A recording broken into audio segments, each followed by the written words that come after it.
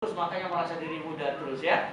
Mari anak-anak, kalian bangga dengan papa mama kalian ya. Lihat kehidupan papa mamamu apa adanya kan. Kita tidak pernah, saya sering kali katakan sama jemaat kita ini selalu pas-pasan, ya kan? Pas mau bayar kuliah, uang kuliah ada berkat, gitu ya. Pas mau beli sesuatu ada berkat. Itu namanya keluarga yang pas-pasan, ya. Betul, ya kan? Jadi pas butuh sesuatu, yuk ada. Nah, yang kalian harus lakukan apa anak muda? Ya, kalian harus bangga kalian punya orang tua yang hebat. Orang tua yang mengajarkan kalian beriman, ya kan? Beriman. Nah, kenapa? Karena hidup ini rapuh.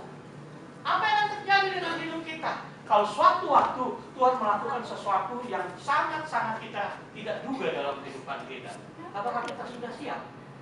Nah, jadi yang pertama tadi, kekristenan adalah manifestasi. Saya katakan jangan sekali-sekali kita kalau sudah minta pengampunan, tadi Ibu Sedi sudah minta doa pengakuan dosa ya. Kalau kita sudah akui di hadapan Tuhan, Tuhan sudah ampuni. Kita nggak usah ukit-ukit lagi. Kita jangan lebih dari Tuhan Allah, gitu ya. Saya ingat waktu kita di kampus dulu jadi tukang pel ya. Masih ingat ya? Saya masih ingat blok kami. Saya dengan Pak Yogi dulu pernah satu unit ya. Kita lagi pel, lalu Nohman Siombing itu tahu ya almarhum ya, lewatin convention hall, habis main bola, akhirnya saya ingat dulu hidupnya menderita banget ya. Apa yang terjadi ketika itu? Saya banyak belajar, saudara.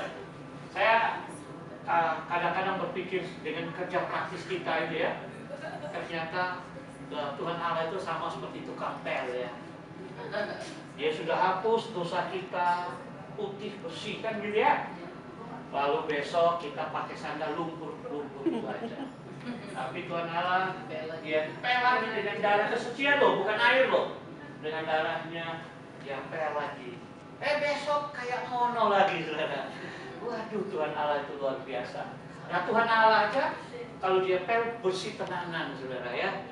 Nah, mari dalam kehidupan kita jangan, ya bukan karena saya lebih tinggi jadi menasihati Pak Roma tidak, atau siapapun di sini enggak. Saya tidak menasihati karena kebetulan saya jadi pembicara. Urapan Tuhan sedang di saya. Kan? Ya. Jadi mari dalam keluarga kita, jujur saya bangga lihat anak-anak, ya anak-anak Huseni. Saya sering lihat di Facebook, ya. Saya dengan istri saya, kami kalau lihat Facebook, kami bangga, ya. Saya lihat luar biasa. Bukan hanya Bapak Ibu, yang luar pun, yang bukan Sola Gracia pun. Kami mendengar kabar teman-teman yang kurang-kurang beruntung dalam pelayanan. Kami berpikir Tuhan itu adalah bagian daripada kita, ya. Kita mungkin hanya dengan berdoa lah, berdoa dengan sungguh-sungguh. Saya percaya Tuhan pasti akan campur tangan. Saya percaya bahwa dalam kelemahan kita, dalam kekurangan kita, mari kita terus berbuat sesuatu untuk Tuhan. Karena saya senang apa yang dikatakan firman Tuhan, kalau kita menjadi hamba-hamba Tuhan, maka kita akan disebut sahabat-sahabatnya, ya kan? Kalau kita melayani Tuhan, setiap jengkal tanah kaki yang kita tinggalkan, jejak yang kita tinggalkan itu akan sangat berarti, ya. Jadi mari kita melayani Tuhan. Ini mungkin bukan Natal yang pertama saja, tapi akan Natal kedua, ketiga dan seterusnya. Dan mungkin besok-besok lagi bukan hanya persekutuan kita saja, tapi mungkin anak-anak kita yang membangun. Ya, bila perlu kita saling menjodohkan anak kita. Jadilah kerajaan Sola Gracia. Senang gitu. Jadi, ya siapa tahu kan? Ya, karena kita butuhkan itu. Ya, kita butuhkan anak-anak. Saya percaya anak-anak Tuhan akan perkasa di bumi. Iman yang sungguh-sungguh. Ya. Jadi mari saudara, sebagai kesimpulan untuk kita, yang pertama, seperti yang tadi dikatakan bahwa, dan akhirnya saya pernah berdoa di salah satu gereja yang dari GPIA, Gereja Sinode, Gereja Pentakosta Isa Al-Masih. Waktu itu mereka mengundang saya untuk seminar dan KKR dalam acara Sinode itu. Dan gereja itu kalau hadir banyak banget, ya. Dan kurang lebih di daerah Duta Mas.